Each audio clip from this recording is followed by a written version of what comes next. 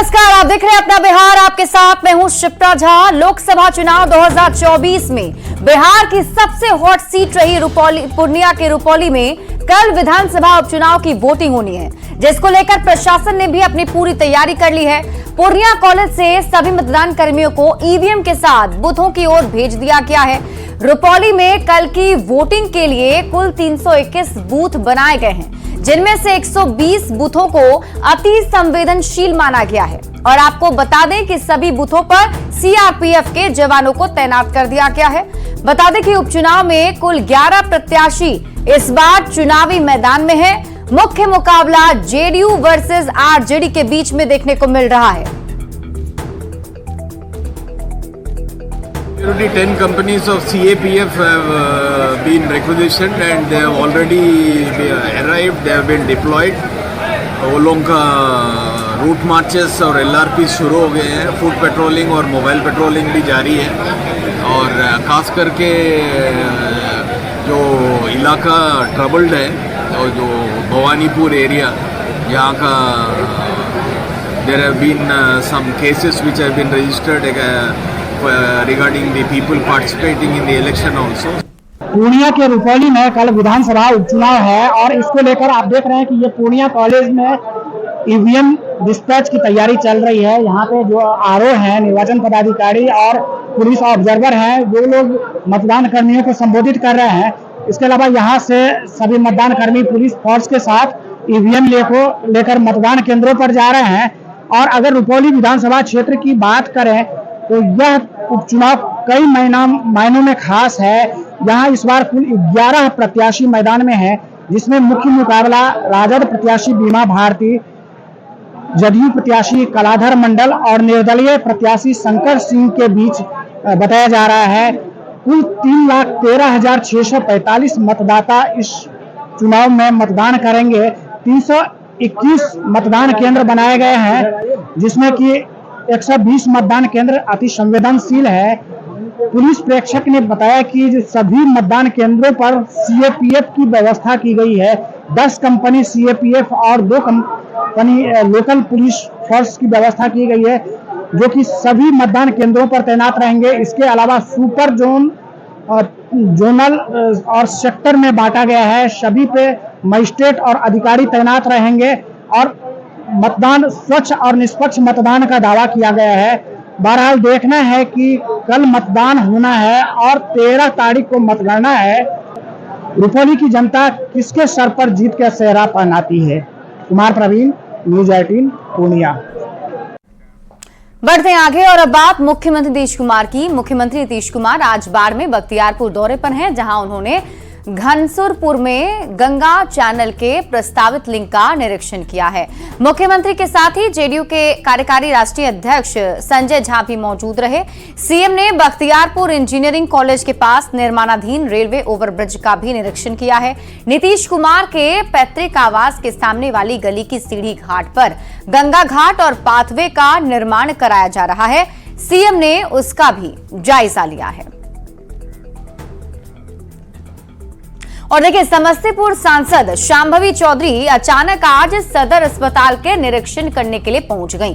इस दौरान वे अस्पताल की कुव्यवस्था, वार्डों में गंदगी और जल जमाव को देखकर भड़क गई। पूरे अस्पताल में इमरजेंसी और पीकू वार्ड में ही डॉक्टर मिले, जबकि एसएनसीयू में कोई डॉक्टर नहीं था। डीएस और सीएस से संपर्क करने की कोशिश की गई तो उनसे संपर्क नहीं हो सका। हालांकि कुछ देर बाद डीएस अस्पताल पहुंचे। सांसद शांभवी चौधरी ने अस्पताल में मेंटेनेंस की कमी पर नाराजगी जताई। उन्होंने कहा कि डीएम के साथ होने वाली समीक्षा बैठक में इन मुद्दों को उठाया जाएगा। पटना में रहते हैं तो लगातार सदर हॉस्पिटल का कंप्लेन सुनने को मिलता है। कोई कभी ना कभी हमेशा ऐसा होता है कि सीरियस पेशेंट्स को पटना रेफ़र कर दिया जाता है, यहाँ पे उनका ट्रीटमेंट नहीं हो पाता है। तो ये मेरे मन में हमेशा से था कि ऐसा क्या प्रॉब्लम है कि सदर हॉस्पिटल से बार बार पेशेंट्स को पटना या मुजफ्फरपुर कहीं रेफ़र कर दिया जाता है और समस्तीपुर में उनका ट्रीटमेंट नहीं हो पाता है। तो वही कंडीशन और लगातार सदर हॉस्पिटल का कंप्लेन मिलता था, वो हाइजीन रिलेटेड हो, वो डॉक्टर रिलेटेड हो, ये सारी समस्याओं का लगातार हमको मैसेजेस आता था, कॉल्स आता था। तो हम सोचे आज हम अपने आ करके एक बार हमेशा से था कि आए, तो आज हम अपने हॉस्पिटल आके हॉस्पिटल का निरीक्षण करके जा रहे हैं। क्या लगा देखिए हालत तो काफ़ी, डॉक्टर ऑन ड्यूटी, डॉक्टर्स है ही नहीं, 2 वार्ड में तो डॉक्टर्स ही नहीं हमको मिले। फिर यहाँ का जो बेसिक आपका हाइजीन है वो बहुत ही पुअर है। अगर यहाँ पे कोई भी पेशेंट आता है तो हम मानते हैं कि यहाँ पे मेंटेन जो होता है, प्रॉपर हाइजीन मेंटेन होना चाहिए, क्लीनलीनेस होना चाहिए, वो सारी चीज़ें यहाँ पे नहीं है। और एक अच्छी खबर पटना वासियों के लिए, पटना में जल्द ही मेट्रो रेल सेवा शुरू होने वाली है। नगर विकास मंत्री नितिन नवीन ने कहा है कि पटना में 2025 तक पहले चरण की मेट्रो सेवा शुरू करने का लक्ष्य रखा गया है और उसको लेकर जोर शोर से काम भी चल रहा है। पटना मेट्रो को लेकर फंड की भी व्यवस्था की जा चुकी है। नितिन नवीन ने कहा है कि सरकार का पहला लक्ष्य है कि मलाही पकड़ी से ISBT स्टैंड तक मेट्रो सेवा शुरू कर दी जाए। पटना मेट्रो के दूसरे शहरों में विस्तारीकरण को लेकर भी सरकार गंभीर है और भागलपुर, गया, मुजफ्फरपुर और दरभंगा में भी मेट्रो दौड़ाने के लिए सरकार DPR बना रही है, जिसे जल्द ही केंद्र सरकार के पास भेजा जाएगा। जो मेट्रो का फर्स्ट फेज हम लोग चाह रहे हैं यथाशीघ्र शुरू हो जाए, जो मलाही पगड़ी से ISBT बस स्टैंड तक का जो है वो पोर्शन। लेकिन इसके कई अलग अलग फेज हैं, जैसे PC01 और PC02 को हम लोग फर्स्ट फेज में कंप्लीट करना चाह रहे हैं। उसके बाद PC03 है, फिर 4 है, तो ऐसे ऐसे अलग अलग स्ट्रेच में इस काम को है। पटना मेट्रो को उसका विस्तारीकरण हम लोगों ने जो 20% स्टेट शेयर, 20% सेंट्रल शेयर दे के अब जायका से भी उसको 60% का फंडिंग हो रहा है। उसके माध्यम से भी कई चीज़ें हम लोग को तेज़ी आएंगी और जायका ने भी हम लोग को परमिशन दिया है। अब उसके द्वारा निविदा की प्रक्रिया चल रही है। तो एक बार जायका का फंडिंग हो जाने के बाद पूरे काम में तेज़ी आएगी और हमारा प्रयास है कि मेट्रो की जो बाकी फेज भी है वो भी तेज़ी से जनता के लिए सुलभ मिल जाए, इसका हम लोग प्रयास कर रहे हैं। साथ ही साथ पटना के बाद ये मेट्रो का विस्तारीकरण और भी बगल के शहरों में हो, इसके लिए भी हम लोगों ने केंद्र को अपनी से DPR बना रहे हैं और DPR बनाने के बाद केंद्र को हम लोग उसको भेजेंगे, जिसमें भागलपुर, गया, मुजफ्फरपुर और दरभंगा, ये 4 बड़े शहरों को हम लोगों ने लिया है और हमारा प्रयास है कि मेट्रो का पूरा नेटवर्किंग बने। और बिहार में डबल इंजन की सरकार के बाद निवेश और उद्योग का माहौल बदलने लगा है। बिहार के उद्योग मंत्री नीतीश मिश्रा ने कहा है कि राज्य में उद्योगों को बढ़ावा देने और निवेश के लिए कई स्तर पर काम किए जा रहे हैं, जिसमें केंद्र सरकार का भी पूरा सहयोग मिल रहा है। उद्योग मंत्री ने कहा कि बिहार में अभी एक भी SEZ नहीं है, लेकिन जल्द ही इसको स्वीकृति मिल जाने की उम्मीद है। बहुत वृहद रूप से हम काम कर रहे हैं और यूं कहें कि एक विजन के साथ काम कर रहे हैं कि आने वाले समय में बिहार को राष्ट्रीय स्तर पर कैसे एक इन्वेस्टमेंट फ्रेंडली स्टेट के रूप में हम स्थापित करें, ताकि निवेशक हमारी नीतियों को लेके, हमारे औद्योगिक वातावरण को लेके आकर्षित हों और बिहार में निवेश करें। अधिक से अधिक निवेश होगा तो वो साथ में रोजगार के नए अवसर लेके आता है। तो अपार्ट फ्रॉम जो हमारे इन्वेस्टमेंट मीट्स होते हैं, चाहे जैसे अभी हम लोग दिसंबर में बहुत बड़ा बिहार बिजनेस कनेक्ट करने वाले हैं, तो उससे पहले विभिन्न राज्यों में जाके हम लोग इन्वेस्टर्स मीट भी कर रहे हैं। जैसे 1 जुलाई को कलकत्ता में हम लोगों ने किया, अपनी नीतियों के बारे में हम बताते हैं, उनके कोई प्रश्न होते हैं, उन प्रश्न को भी विभाग स्तर पर उसको हम लोग दूर करने का हम लोग प्रयास करते हैं। और अभी महत्वपूर्ण है कि जैसे स्पेशल इकोनॉमिक जोन की अगर हम बात करें तो आदरणीय पीयूष गोयल जी से हम मिले थे और हम लोगों ने आग्रह किया कि बिहार में एक भी SEZ नहीं है।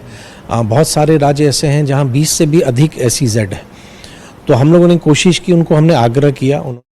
और चलिए आपको सीधे ले चलते हैं JDU कार्यालय, जहां मिलन समारोह का आयोजन किया गया है। इसमें रिटायर्ड IAS मनीष वर्मा की राजनीति में एंट्री हुई है और ये लाइव तस्वीरें आप पटना JDU कार्यालय से अपनी टीवी स्क्रीन पर देख रहे हैं, जिसमें आपको JDU के राष्ट्रीय कार्यकारी अध्यक्ष संजय झा नजर आ रहे हैं।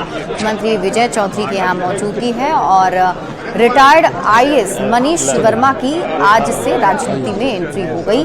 JDU से ही सियासी पारी की वो शुरुआत कर रहे हैं। औपचारिक रूप से JDU की सदस्यता ग्रहण कराई जाए।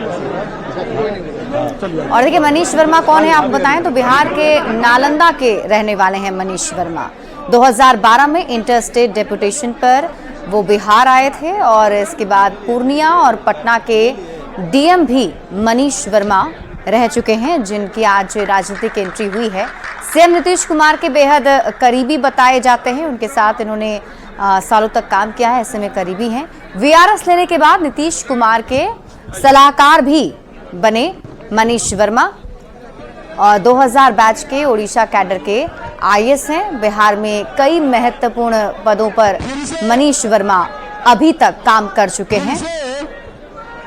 मनीष वर्मा जी का पार्टी में बहुत बहुत स्वागत है। अब हम चाहेंगे मनीष वर्मा जी से कि 2 शब्द रखें। 2 शब्द से ज्यादा हो जाएगा।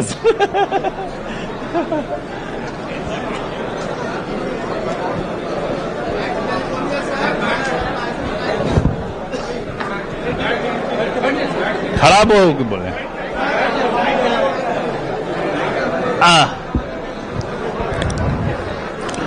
आदरणीय कार्यकारी राष्ट्रीय अध्यक्ष एवं राज्यसभा सांसद श्री संजय झा जी, आदरणीय माननीय मंत्री जल संसाधन एवं संसदीय कार्य श्री विजय कुमार चौधरी जी, आदरणीय प्रदेश अध्यक्ष श्री उमेश कुशवाहा जी,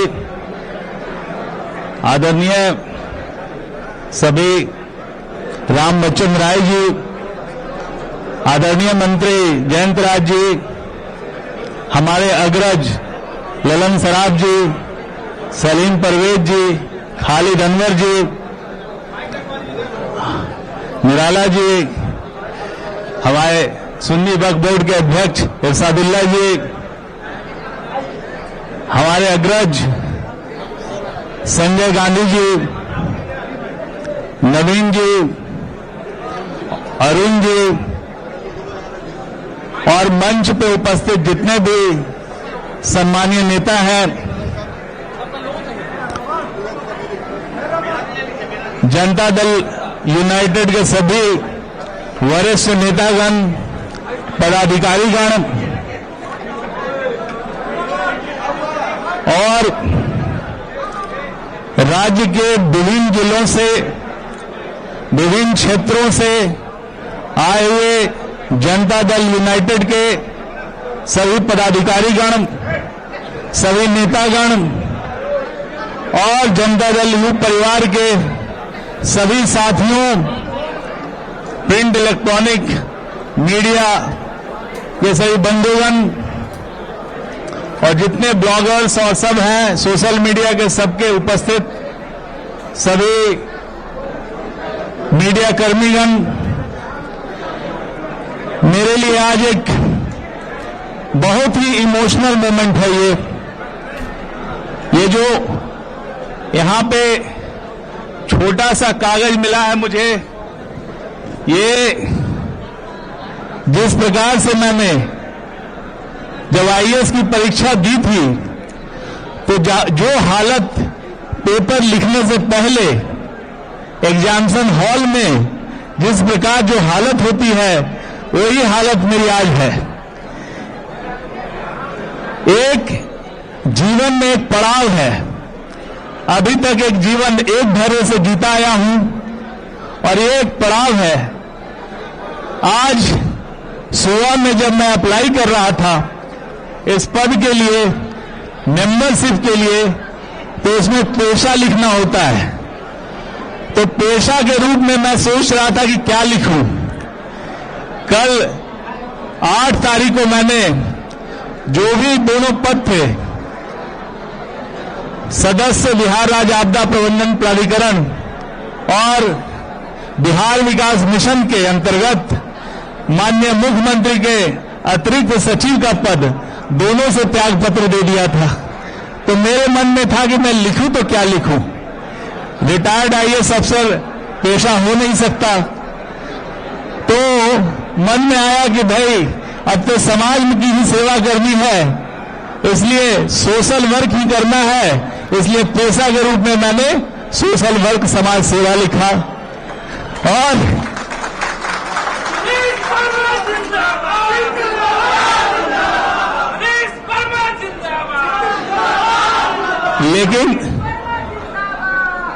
लेकिन उसके साथ साथ अभी जब सदस्यता ग्रहण कर लिया हूं तो एक और पेशा जुट गया है, वो है राजनीतिक कार्यकर्ता का। मैं अपने को एक राजनीतिक कार्यकर्ता के रूप में जनता दल यूथ परिवार के बीच में जो हमको यहाँ पर इज्जत मिली है, जो हमको सम्मान मिला है, यहाँ पर हमारे अग्रज हैं, संजय झा जी, सारे नेतागण हैं, सबसे जो सम्मान मिला है और इन्होंने आकर के जो मुझे यहाँ पे सदस्यता ग्रहण करवाया है, मैं सब इसके लिए बहुत बहुत धन्यवाद देता हूँ। मैं इनका आभारी हूँ। और जितने भी लोग यहाँ पर आए हैं सब दूर दूर क्षेत्रों से आए हैं, जनता दल यूथ परिवार से जुड़े हुए हैं, सबका मैं बहुत बहुत आभारी हूँ। मैं कोशिश करूंगा कि मुझ में जो भी शक्ति है, जो भी क्षमता है, वो इस परिवार की उन्नति के लिए, इस परिवार के बेहतरी के लिए और सभी लोगों की बेहतरी के लिए पूरी क्षमता लगाऊं। भगवान ने जो भी बुद्धि दिया है, जो भी क्षमता दी है, वो इसके लिए मैं लगाऊंगा। और पिछले दिनों कुछ मीडिया में कुछ खबरें चल रही थी, कुछ सच कुछ गलत भी था, और कल भी मैं देखा तो वहां भी बीआरएस का कुछ गलत सलत भी चलाया जा रहा था। तो मैं थोड़ा सा करेक्ट कर देना चाहता हूं और अपना एक छोटा सा परिचय वो दे देना आपके सामने रखना चाहता हूं। मेरा घर आप जानते हैं बिहार शरीफ में है, नालंदा जिले में। पैतृक गांव नालंदा और गया के बॉर्डर पे है और मेरी जिंदगी शुरुआत हुई है बिहार शरीफ से। बचपन में सरकारी स्कूल जाना शुरू किया तो सबसे पहला स्कूल था बोरा छाप स्कूल बैगनाबाद का, जिसमें हम लोग बोरा लेके जाते थे, अपना गद्दी अपना बचाते थे और जब भी बरसात होता था तो बोरा ओढ़ के आ जाते थे। तो वहां से जर्नी शुरू हुई और फिर धीरे धीरे मैंने बिहार शरीफ में ही पढ़ाई की। पटना में भी 1-1.5 साल पढ़ाई की है लैला स्कूल में, और फिर बिहार शरीफ के सरकारी स्कूल आदर्श उच्च विद्यालय वहां से पढ़ाई करके मैट्रिकुलेशन किया हूं। उसके बाद साइंस कॉलेज में आने का मौका मिला मुझे और उसके बाद यहां पे पढ़ाई करके आईआईटी की तैयारी की और आईआईटी दिल्ली में मेरा एडमिशन हुआ, वहां से इंजीनियरिंग की और 1996 में आईआईटी से उत्तीर्ण हो गया। इंडियन ऑयल कॉर्पोरेशन में थोड़ा जॉब किया और उसके बाद आईएएस की तैयारी की और 2000 ईस्वी में मैं आईएएस में सिलेक्ट हुआ। 2000 बैच मिला मुझे और साथ ही उड़ीसा का ऑर्डर मिला। तो उड़ीसा जब वहां पे था करीब 11-12 वर्षों तक उड़ीसा में रहा, 12 वर्षों तक, और वहां की सेवा की। 3 जिलों में मैं वहां पे डिस्ट्रिक्ट कलेक्टर था। मलकानगिरी जिला जो पहला मेरा डिस्ट्रिक्ट कलेक्टरशिप का था वो मलकानगिरी जिला था। उस समय नक्सलिज्म से बहुत प्रभावित था। 3 साल मैंने वहां पर डीएम के रूप में काम किया और आपको कभी याद होगा कि 2008 के आसपास में डीएम का वहां पे किडनैपिंग हो गया था वहां से, और नक्सलियों ने वहां पे डीएम को किडनैप कर लिया था। उसी जिला में मैंने 3 साल सेवा दी है अपनी, और मेरे लिए बहुत एक अद्भुत क्षण है उस समय का कि पहला डीएमसी पर इस तरह के इलाके में। उसके बाद राइट्स हुआ तो कर्नवाल में मेरी पोस्टिंग हुई। 1200 में मैं डीएम रहा। 3 जिलों का डीएम रहने के बाद मेरे पिताजी उस समय बीमार थे और उन्होंने कहा कि बेटा मर जाएंगे तब आओगे बिहार। हम सोचते थे कि बाद में आएंगे, लेकिन उनका जब हुआ तो मैंने डेपुटेशन के लिए ट्राई किया और सरकार से डेपुटेशन अप्रूव हो गया और 5 साल के लिए मैं बिहार आ गया। तो 2012 में मैं बिहार आया और यहां पर हमारे मुख्यमंत्री जी की, माननीय मुख्यमंत्री जी श्री नीतीश कुमार जी की का मैं धन्यवाद देना चाहूंगा कि बाहर से आया हुआ एक अनजान सा पदाधिकारी को भी उन्होंने पूर्णिया डीएम बनाया, पटना डीएम बनाया, बिजली कंपनी में 3 पदों पर रखा और अंत में उन्होंने मुझे 2016 में अपना सचिव बनाया, मुख्यमंत्री जी का सचिव, और 21 तक मैं सचिव के रूप में कार्य करता रहा। और 21 में जब डेपुटेशन मेरा खत्म हो गया, मैं जाने ही वाला था, तो फिर लगा कि वहां तो जा रहे हैं और यहां से भी है, मुझे लगा कि अब बिहार में सेवा करने का अवसर नहीं मिलेगा। तो मैंने मन बनाया कि मैं यहीं रह के बिहार की सेवा करूंगा।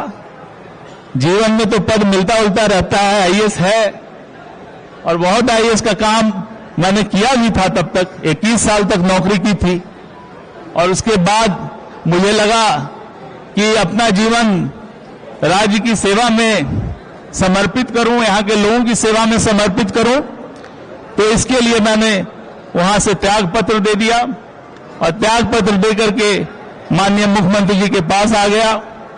और उसके बाद जो यहाँ पर जो लास्ट 2 पद है जिसके बारे में मैंने बताया था, पोस्टिंग हुई है, काम कर रहा था। और मैं तो ये कहूं कि पहले दिल से था इस दल में, अब तो retired IAS officer Manish Verma JDU में शामिल हो गए हैं और वो बता रहे थे किस तरीके से उनकी राजनीति में दिलचस्पी शुरू हुई और अब उसमें शामिल भी हो गए। आगे देख लेते हैं इस वक्त की हेडलाइंस।